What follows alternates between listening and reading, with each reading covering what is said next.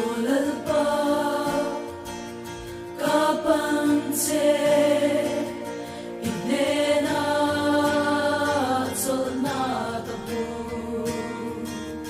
katsau shi itelo swa kathin lung shuai tu ini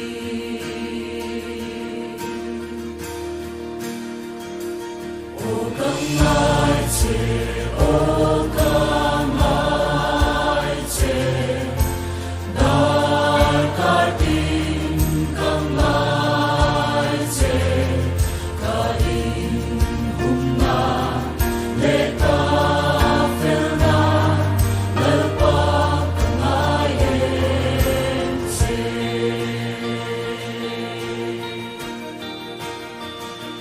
Suanate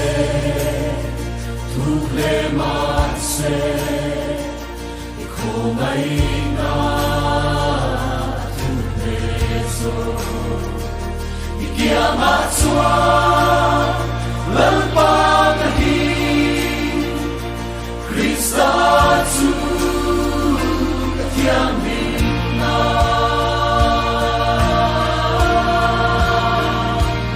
o kamai che o kamai che dar katin kamai che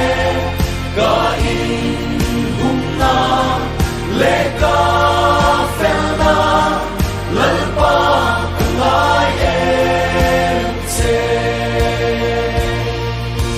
sai se lang ibing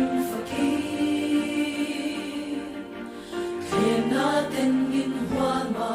se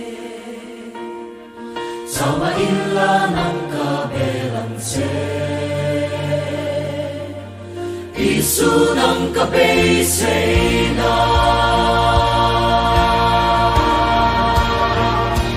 o kamay se o kamay se dar katin kamay che kain humna le ka felna lalpa kamay che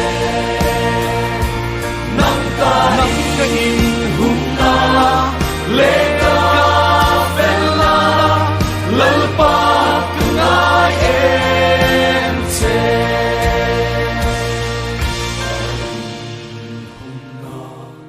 leka